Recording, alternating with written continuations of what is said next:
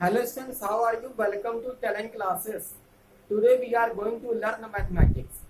इसमें जो आज हम लोग का चैप्टर है स्टेट लाइन है, आज हम लोग इसे पार्ट 2 में पढ़ेंगे और हमारे ये जो क्वेश्चन है ये शॉर्ट क्वेश्चन है।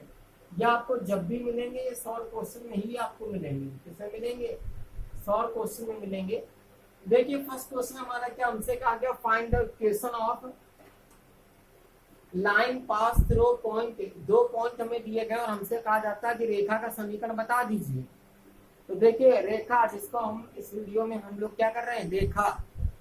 तो देखिए हमारा फर्स्ट क्वेश्चन में सॉल्व करते हैं, दो पॉइंट दिए गए हैं। एक हमें दिया गया 3, -4 दिया और दूसरा पॉइंट हमें दिया गया 5, -7 दिया गया। इससे हम लोग करेंगे क्या, यहाँ पर रेखा का समीकरण होता है, वो फार्मूला जो होता है वो मैं लिख देता हूँ, y minus y1 equal y2 minus y1 upon x2 minus x1 और ब्रैकेट में x माइनस x1। ये हमारा इसमें फार्मूला होता है। इस फार्मूले में वैल्यू रखेंगे, ये x1 y1, ये वैल्यू हो गई x2 और y2 हो गई। अब इन वैल्यू को आराम से हम रख सकते हैं फार्मूले में सटीक।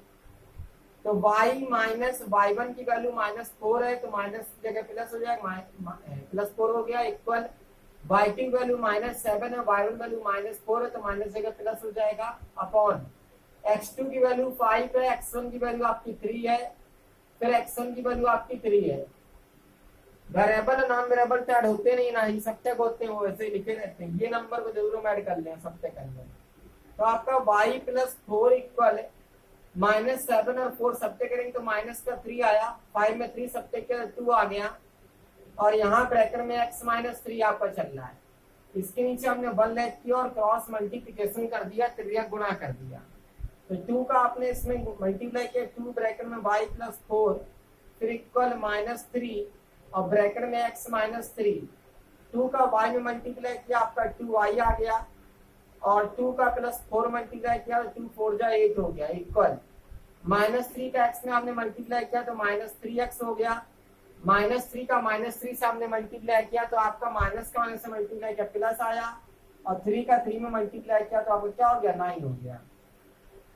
अब आप वेरिएबल एक तरफ कर ले, नॉन वेरिएबल एक तरफ कर लें, या पूरी इक्वेशन को आप इधर ले आए तो आपका आ जाएगा 2y, आपका हो जाएगा 2y + 8 और +3x और -9 इक्वल 0।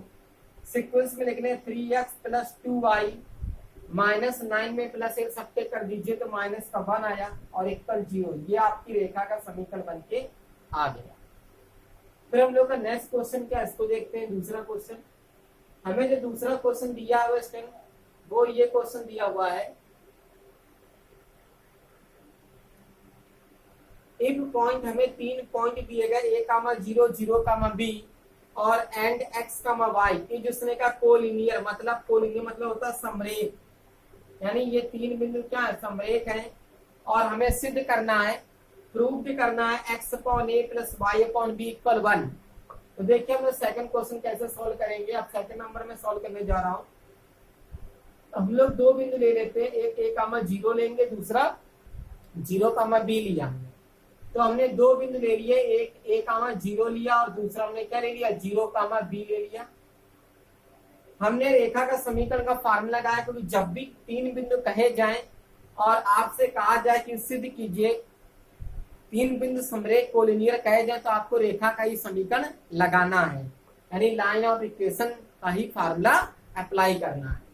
तो देखिए फार्मूला वही जो अभी हमने क्वेश्चन 1 में लिखा था, y - y1 equal y2 - y1 upon x2 - x1 bracket में x - x1। अब इससे हमने क्या किया, इसे नेमिंग कर दिया x1, y1, x2 और y2।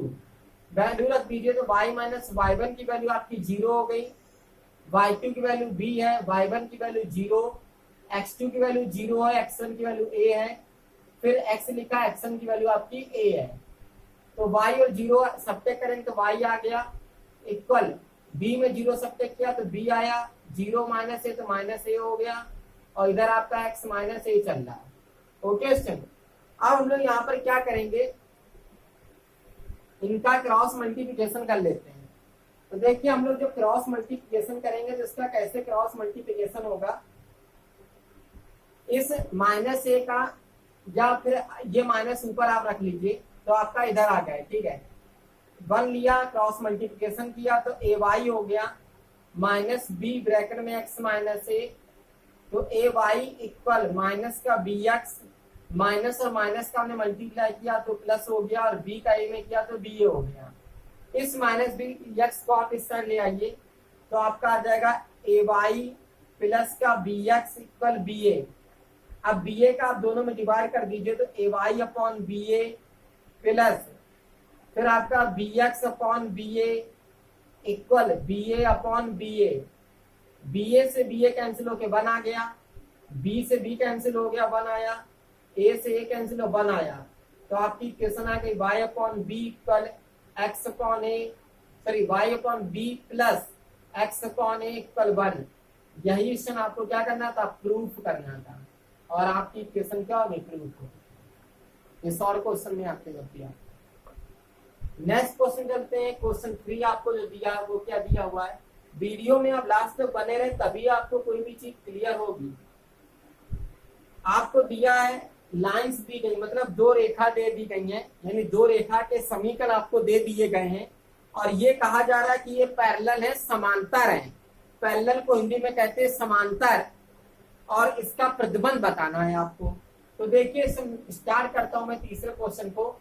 हमें पहले इक्वेशन क्या दी, a1x प्लस b1y और प्लस c1 इक्वल 0 दी हुई है।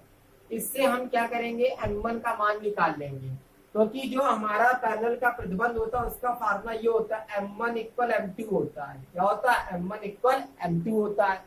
तो पहली इक्वेशन से हम m1 का मान निकालेंगे, दूसरी इक्वेशन से हम m2 का मान निकालेंगे। तो देखिए m1 का हमने फार्मूला, एक प्रवणता का निकालने का फार्मूला भी होता है, जो मैंने पार्ट 1 में नहीं आपको बताया था, अब मैं बताने जा रहा हूं। Minus coefficient of x upon coefficient of y, मतलब माइनस एक्स का गुणांक बटे वाई का गुणांक। तो आपका यहाँ पर क्या आ गया, इक्वल माइनस a1, एक्स का गुणांक क्या a1 है, वाई का गुणांक क्या b1 है। फिर दूसरी इक्वेशन क्या आपकी a2x plus b2y plus c2 equal आपका 0। ये तो हमारी दूसरी इक्वेशन दी हुई ना। अब देखिए इससे अब m2 का मान निकाल सकते हैं। हाँ, एक बात और मैं आपको अच्छी एक नई बात बताता हूँ। जब भी कोई भी शॉर्ट क्वेश्चन हो या आपका लॉन्ग क्वेश्चन हो, अगर कोई फार्मूला बार बार रिपीट करता है, आप फार्मूले को एक बार लिख दीजिए, शो कर दीजिए अच्छे से, और फिर आप उस फार्मूले को दूसरी बार उसी क्वेश्चन में डायरेक्ट मान रख सकते हैं, कोई भी मार्क्स नहीं करते। तो m2 का मान आपका आ जाएगा माइनस का a2 अपॉन b2। उसने कंडीशन क्या लगाई, पैरेलल का ना, और पैरेलल होने का प्रतिबंध क्या होता है, m1 इक्वल m2 होता है। तो आप मान रख दीजिए, तो minus a1 upon b1 equal minus a2 upon b2। अब माइनस माइनस कैंसिल हो जाएगा, क्रॉस मल्टीप्लिकेशन कर लो भाई, a1 b2 equal b1 a2, यह आपका आंसर है। फिर हम लोग इससे नेक्स्ट क्वेश्चन की बात करते हैं। नेक्स्ट क्वेश्चन हमारा कैसे सॉल्व होगा उसको देखते हैं। आप देखें नेक्स्ट क्वेश्चन कैसे होगा। हाँ, आप चाहें तो यहाँ पर आप ये भी कर सकते हैं, a1 upon b1 equal a2 upon b2 भी रख सकते हैं, और इसको भी आंसर आप लिख सकते हैं, तो भी गलत नहीं होता।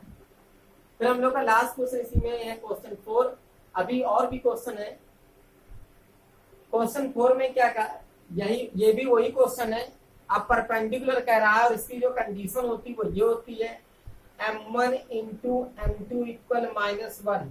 अगर आपको ये कंडीशन मिल जाए, यानी 2 प्रवणताओं का आपस में गुणा करें और उनकी वैल्यू कट जाए और -1 का मान आ जाए, तो हम मानेंगे कि वो 2 रेखाएं परस्पर क्या है, लंब है, और उनका लंब होने का प्रतिबंध है।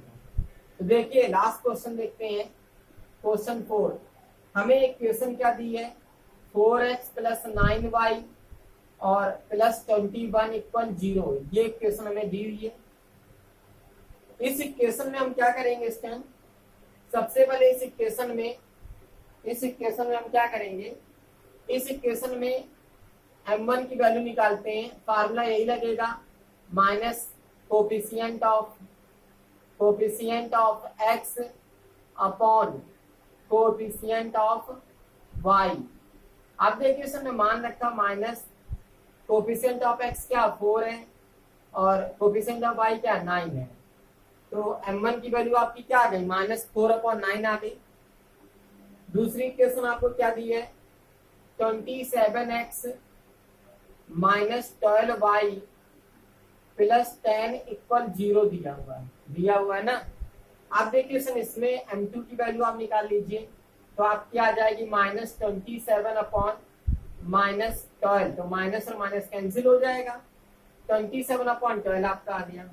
अब उसने कहा है परपेंडिकुलर होने का प्रतिबंध m1 इंटू m2 इक्वल -1, ये आपको कंडीशन लगानी पड़ेगी।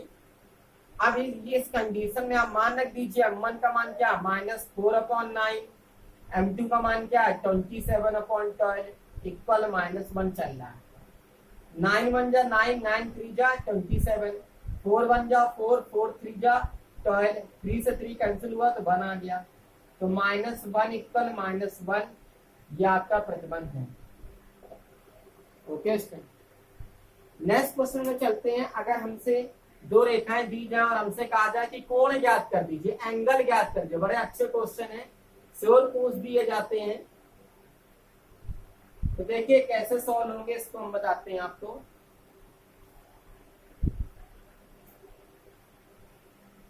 सपोज दैट आपको दो इक्वेशन दी गई, आपको दिया गया 5x माइनस 7y, फिर दिया हुआ है +12 इक्वल 0 दिया हुआ है, ठीक है। दूसरी इक्वेशन आपको क्या दी है 3x माइनस का 5y प्लस 7 इक्वल 0, ये दूसरी इक्वेशन आपको दे दी। कहा आपसे कि कोण ज्ञात कर दीजिए, यानी थीटा का मान ज्ञात कर दीजिए, ठीक है, थीटा का मान ज्ञात कर दीजिए। तो देखिए आप करेंगे क्या, सबसे पहले तो इनसे m1 और m2 का मान निकालेंगे। तो m1 का मान अभी हमने निकाला था ना, फार्मूला क्या होता minus coefficient of x upon coefficient of y। अब देखिए कोफिशिएंट ऑफ x का मान क्या है 5 है और कोफिशिएंट ऑफ y का मान आपका क्या है -7 है, तो माने कैंसिल हो गया, m1 की वैल्यू क्या आ गई 5.7 आ गई। इससे आप m2 का मान निकाल सकते हैं, फार्मूला यही लगेगा। तो -x का गुणांक क्या 3 है, y गुणांक क्या -5 है, माने कैंसिल हो गया, तो m2 की वैल्यू आपकी क्या आ गई 3/5 आ गई कि नहीं आ गई ना।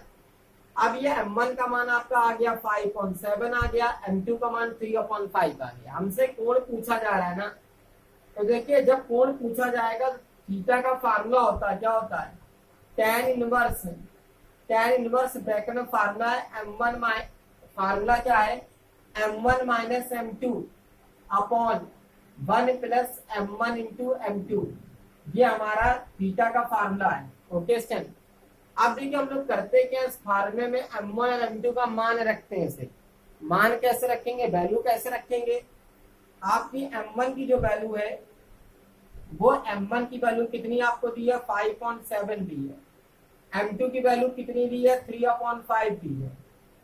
उसके बाद स्टूडेंट आपको m1 की वैल्यू क्या है, m1 की वैल्यू 5.7 है, m2 की वैल्यू क्या है 3/5 है। अब देखिए यहाँ पर क्या है आपका 5 और 5 कैंसिल हो जाएगा, एलसीएम सॉल्व कर लीजिए, अब तो कैलकुलेशन आ गया ना। तो देखिए tan इनवर्स 7 5 का आप एलसीएम लेंगे तो आपका 35 आ जाएगा। 7 का आप 35 में डिवाइड करेंगे 5 आया, और 5 इस 5 से मल्टीप्लाई करेगा तो 25 आ गया, माइनस 5 ने 35 को डिवाइड किया 7 आया, 7 इस 3 से मल्टीप्लाई करेगा 7 3 जा 21 हो गया, अपॉन यहाँ पर भी आपका एलसीएम लेंगे 7 आएगा, 7 प्लस आपका 3, 7 प्लस 3 अपॉन 7 आ गया। 25 में आप 21 को सब्ट्रैक्ट कर दीजिए, जब आप 25 में 21 को सब्ट्रैक्ट करेंगे तो 4 आ जाएगा, तो 4/35 और फिर अपॉन 7 3 ऐड करेंगे 10/7, तो बाहर आर का मल्टीप्लाई कर लीजिए, अंदर का मल्टीप्लाई कर लीजिए, तो थीटा इक्वल tan इनवर्स 4 का 7 मल्टीप्लाई किया तो 4 × 7 हमने किया अपॉन 10 × 35, जो नंबर काट दो काट दो, 7 1 जा 7 5 जा 35, 2 2 जा 4, 2 5 जा 10। तो थीटा इक्वल आपका आ गया tan इनवर्स 2/25। यह आपका संख्या आ गया, आंसर आ गया। तो आपसे अगर एंगल पूछता है, दो इक्वेशन लाइन रेखा के समीकरण दे दिए जाते हैं, तो आपको इस तरीके सॉल्व करना है। इस तरह के जितने भी क्वेश्चन आप उनको अच्छे से कंप्लीट कीजिए। आपको कोई प्रॉब्लम तो कमेंट जरूर कीजिए। तब तक के लिए जय हिंद, जय भारत।